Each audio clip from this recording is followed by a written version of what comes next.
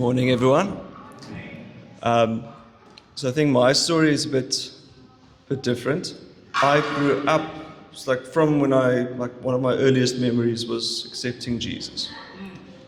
And realizing that prayer is actually something that's real. So I grew up my whole life knowing about Jesus and trying to serve him.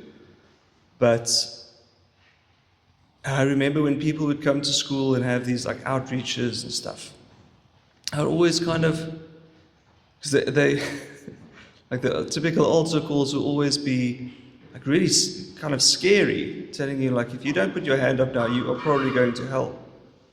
And I was like, I know I am saved, I know Jesus, but I'm still always putting up my hand. And I remember always regretting not having a good story of how I came to Jesus. It was always a quite boring story, I thought. And anyway, so when I finished, and looking back now, well, I was always quite straight edge at school as well. Never did things really bad, but there's C.S. Lewis talks about the difference between carnal sins and diabolical sin. He says all the carnal sins, don't sleep around, don't drink, don't do drugs, all those kind of things, we often try to manage them and keep them in check by the diabolical sin, which is pride. And that was definitely me. So I grew up with the idea that I don't do those kind of things because I'm not one of those people. Anyway, so that's very much was a characteristic of mine. So I was quite mean and mean-spirited. I think people who knew me in high school as well, even in university, I was quite we chalked it up to being humorous and being funny, and tended to be actually quite mean. Okay, anyway, so then I came to university, was a worship leader in one of the churches there, went to church the whole time, lived Christian life, but at the same time started systematically falling into a much more carnal lifestyle. And I remember, and then obviously there would be seasons of repenting and then going back to the Lord and then just systematically drifting off. And I remember when I was 20-ish, 21,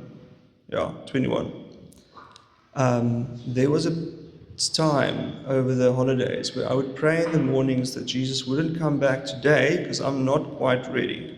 I know I'm actually not saved. And that was the first time in my life that I realized, at this point I'm still going to church. And I don't think I was leading worship at that stage, but I was very much still going to church, very much still considering myself Christian, and knowing that I'm not saved.